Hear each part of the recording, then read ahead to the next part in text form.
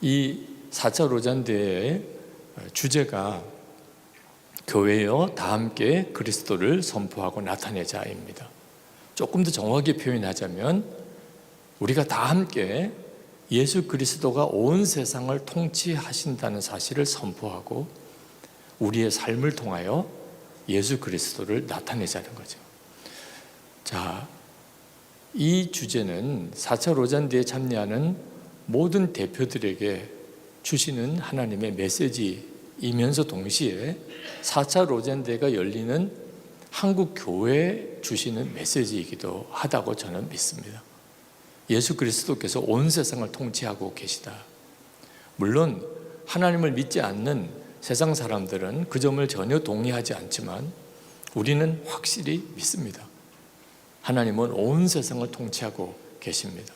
자, 그렇다면 4차 로잔대회가 한국에서 열리게 된 일을 향한 하나님의 계획이 전혀 없다고 말할 수 있을까? 하나님께서 진짜 온 세상을 통치하고 계시다면 그러면 한국 교회의 이 로잔대회가 열리게 된 일에는 반드시 하나님의 계획이 있을 것이라고 믿어지는 거예요. 그렇게 믿는 것이 지극히 정상적이라고 생각이 드는 겁니다. 지금 4차 로잔대회는 다른 어느 도시에서 열렸던 로잔대회와 다른 의미가 있는 것이 다른 도시들은 그냥 도시를 빌려준 것밖에 없습니다. 모든 준비는 국제 로잔에서 또 첫 대회는 빌리그리암과 존 스타트 두 분을 중심으로 하는 그런 준비팀에서 준비하고 그냥 그 도시에서 열린 것뿐이죠. 근데 4차 로잔 대회는 한국 교회가 로잔 대회 전체를 준비하고 있습니다.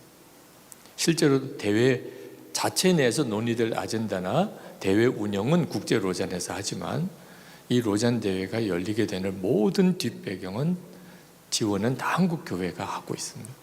전혀 의미가 다르다고 생각이 드는 거죠. 처음에 로잔 준비위원장, 한국 준비위원장을 부탁받았을 때 그저 행사장을 마련하고 식사 준비하고 호텔 숙박을 예약하고 교통편을 마련하고 그리고 방송 시스템을 준비하는 그 일만 하기에는 그건 너무 아쉬운 일이라고 생각이 들었던 겁니다. 그러면서 하나님께서 제 마음속에 지금 현재 전 세계에 로잔 운동의 모델이 되는 교회가 그런 나라가 딱 어느 나라 어느 교회라고 하기가 어렵습니다. 로잔 운동은 이미 앞선 강의에서 들으신 것처럼 들으면 들을수록 우리의 가슴을 뜨겁게 하고 정말 무언가 강력한 하나님의 메시지를 담고 있는 운동입니다. 그러면 이 로잔 운동은 정말 교회를 변화시키는 운동일 수 있을까? 저는 한국 교회를 하나님께서 로잔 운동의 모델이 되는 교회로 하나님이 세우시려는 뜻이 있다. 그렇게 믿어지는 거예요. 실제로 여기 계신 분들은 다 목회자들이시기 때문에 좀 솔직하게 나누자고 한다면 한국 교회는 어쩌면 영적인 전성기를 지나간 교회 같은 느낌이 듭니다. 저는 저희 아버님이 목회자였기 때문에 그동안에 교회 안에서 되어지는 일들을 돌아보면 예전 분위기가 아닌 그런 느낌을 많이 받습니다. 그럼 전 세계 5천 명이 넘는 복음주의권의 지도자들이 이번 9월에 한국에 와서 한때는 영적으로 굉장히 충만했고 전 세계에서 깜짝 놀랄 만한 교회 성장을 이루고 많은 선교사님을 보냈던 한국 교회가 기울어진 모습을 보고 가게 하시려고 하나님께서 이 엄청난 일을 하고 계시는 건가? 도무지 받아들일 수가 없더라고요. 한국 교회 안에 영적인 각성이 다시 일어나서 그렇게 위기를 맞았고 침체기를 맞은 것 같았던 한국 교회가 영적으로 다시 일어나는 것을 전 세계에 있는 복음주의권에 있는 교회들이 와서 보고 그들이 거기에서 새로운 도전을 받고 그리고 자기 나라로 돌아가게 하시는 것이 하나님의 뜻이 아닐까? 그 생각이 들었을 때는 엄청 울었습니다. 하나님, 그렇게 되기를 원합니다. 하나님, 이 일이 그렇게 되기를 원합니다. 야, 로잔의 모델이 된다면 한국 교회구나. 로잔 운동의 모델이 있다면 한국 교회구나. 그들이 와서 그런 영감을 얻을 수 있다면 로잔 운동이 교회에 적용될 수 있는 거구나. 그 사실에 대해서 그들이 보고 갈 수 있다면 우리가 좋은 호텔을 제공하고 컨벤션 센터를 잘 대회장으로 마련하고 대회 운영을 깔끔하게 진행하는 것, 비교할 수 없는 섬김이 아니겠습니까? 로잔 대회를 위해서 이보다 더 놀라운 섬김이 어디 있겠습니까? 한국 교회의 영적인 실상이 영적인 변화를 가져왔더라. 영적 각성이 일어나고 있더라. 저는 이 일이 로잔 대회 전에 한국 교회 안에 일어나야 한다고 믿는 것입니다. 이건 반드시 우리가 해야 할 일이고 정확하게 기도해야 될 기도 제목이라고 확신하는 겁니다. 저는 이 4차 로잔 대회를 앞두고 하나님께서 한국 교회를 변화시키는 굉장히 중요한 대회를 오늘 우리에게 허락하셨다고 믿는 겁니다. 그동안에 사실 한국 교회 안에 아주 의미 있는 그런 변화들이 이미 일어나고 있습니다. 로잔 대회를 위한 연합 기도 운동이 지난해 7월 14일부터 1년 동안 여러 많은 교회와 성도들이 매일 날라오는 그런 기도문을 가지고 기도를 하고 있습니다. 그리고 올 한 해 사도행전으로, 이 사도행전은 4차 로잔 대회의 주제 성경입니다. 로잔 대회가 열리는 매일매일 이 사도행전 강해가 있을 겁니다. 그걸 참여하지 못하는 것이 너무 안타까웠는데 우리 한국교회가 1년 동안 한국교회 주일마다 사도행전 강해 설교를 같이 하면 어떻습니까? 이건 하나님께서 우리에게 엄청난 복을 주셨다고 생각이 들어요. 그래서 지금 박영호 목사님이 중심이 되셔서 사도행전 한국교회 주일 공동설교가 진행되고 있습니다. 이 연합기도운동과 이 공동설교는 로잔 대회 이후에 한국교회에 매우 중요한 영적인 변화를 일으킬 엄청난 운동이라고 저는 믿습니다. 4차 로잔 대회는 선교운동입니다. 그러나 단순히 선교운동만은 아닙니다. 이 로잔 구호가 온 교회가 온전한 복음을 온 세상에 전하자. 이게 로잔의 구호입니다. 그런데 온 교회가 온전한 복음을 온 세상에 전하려면 먼저 교회 갱신이 먼저 일어나야 합니다. 그렇지 않으면 이 구호대로 결코 될 수가 없는 일이죠. 성경적인 복음, 성경적인 교회, 성경적인 선교로 돌아가야 하는 것이 로잔 정신입니다. 그러니까 로잔 운동은 필연적으로 교회 개혁 운동으로 가게 되어 있습니다. 교회가 변하지 않으면 그러면 선교가 제대로 될 수가 없는 일이기 때문입니다. 하나님께서 우리에게 주신 복음은 온전한 복음입니다. 그 말은 단순히 복음이 영혼을 구원하여 하나님의 자녀가 되게 하는 것만 아니라는 것입니다. 우리가 살고 있는 사회와 온 세상에 하나님께서 계획하신 하나님의 나라가 이루어지는 일을 위해서 우리가 함께 기도해야 하고 그 일을 위해 힘써야 한다는 것입니다. 로잔 운동은 처음부터 이런 총체적인 선교를 고백해 왔습니다.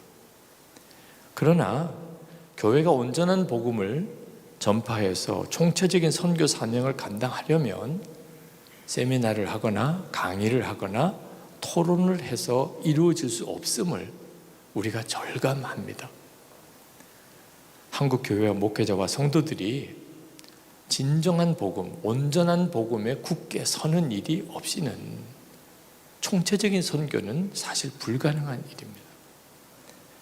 그동안에 한국 교회가 너무 개인 영성에 치우쳐서 사회적 영성을 소홀히 했다, 그런 비판을 받습니다. 한편으로는 정확한 지적일 수 있겠으나 사실 저 개인적으로는 진짜 중요한 것을 놓쳤다고 생각합니다. 한국교회가 그동안 개인적인 영성을 치중했기 때문에 사회적인 문제에 대해서 소홀히 대처한 것이 아니라 개인적인 영성 자체가 병들었기 때문에 사회적인 문제에 대해서 어떤 의미 있는 역할을 할 수가 없었던 것입니다.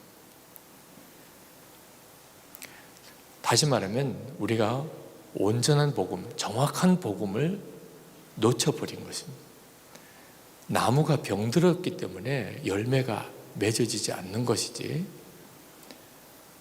너무 나무에만 신경을 썼기 때문에 열매가 없다는 말은 있을 수가 없잖아요. 우리에게 있어서 오늘 이 첫째 날 복음의 우선성, 도대체 복음이 무엇인가에 대해서 우리가 집중하는 날로 정한 것은 바로 이것이 모든 것의 결론이기 때문에 우리가 복음에 굳게 서는 일. 저는 한국교회 목회자로서 가장 부끄럽게 생각하는 것이 거짓말장이라고 하는 비난입니다. 세상으로부터 교회에 대하여 오는 비난이 기독교인들과 목회자들을 거짓말장이라는, 어떻게 생각하면 작은 죄 같지만 우리에게서는 가장 모욕적인 그런 지적이 거짓말쟁이라는, 너 거짓말쟁이야. 우리가 왜 이런 말을 듣게 되었는지를 우리 스스로 돌아봐야 합니다. 첫 번째로, 예수 그리스도의 십자가의 공로로 죄사함 받았음을 믿습니까? 이런 질문에 우리는 금방 아멘 합니다. 그러나 이 질문에 진짜 아멘 할 수 있는 사람은 원수도 사랑할 수 있는 사람이에요. 하나님으로부터 내가 그런 사랑을, 그런 은혜를 받았습니다. 그걸 진짜 믿는다면 손양원 목사님 같이 그런 사랑을 줄 수 있는 사람이 되어야 그 신앙 고백이 맞는 거죠.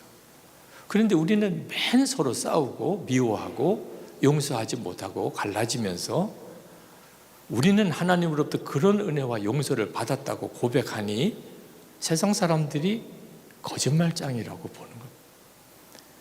자신이 지옥에 갈 수밖에 없는, 말할 수 없는 죄인이었음을 아십니까? 우리는 다 그걸 고백합니다. 그런데 이 고백도 정확하게 스스로를 돌아봐야 됩니다. 다른 사람이 나에게 뭔가 허물을 지적했을 때 사실 우리는 할 말이 없는 겁니다. 지옥 갈 수밖에 없는 죄인, 예수님 십자가에 못 박아 죽인 장본인. 그런데 누가 내 허물과 잘못을 지적한다고 그게 화가 나면 그건 거짓말장인 거죠. 도대체 뭘 믿는다고 하는 것입니다. 하나님께서 독생자를 주시기까지 자신을 사랑하심을 믿습니까? 우리는 다 아멘입니다. 그렇게 고백하고 노래합니다. 그러나 정말 그것을 믿는다면 우리는 더 구할 것도 없습니다. 하나님이 독생자를 주시기까지 나를 사랑하시는데 뭘 더 구할 게 있겠습니까?